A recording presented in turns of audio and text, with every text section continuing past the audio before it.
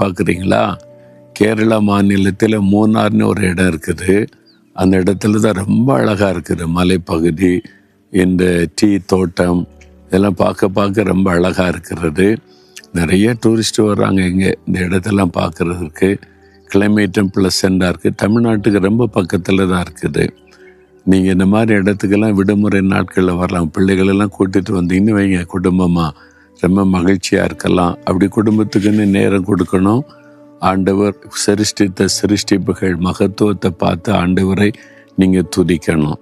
சரி, இன்றைக்கு ஆண்டவர் என்ன உங்களுக்கு வார்த்தை வைத்திருக்கிறார் அப்படின்னா, ரோமர் 15:13 நம்பிக்கையின் தேவன் விசுவாசத்தினால் உண்டாகும் எல்லாவித சந்தோஷத்தினாலும் சமாதானத்தினாலும் உங்களை நிரப்புவாராக. சந்தோஷத்தினாலும் சமாதானத்தினாலும் ஆண்டவர் உங்களை நிரப்புவார். சந்தோஷம் இருக்குதா? சமாதானம் இருக்குதா? சமாதானம் சந்தோஷம் இதுதான் இல்லைங்க, எல்லாம் இருக்குது அப்படின்னு நினைக்கிறீங்களா?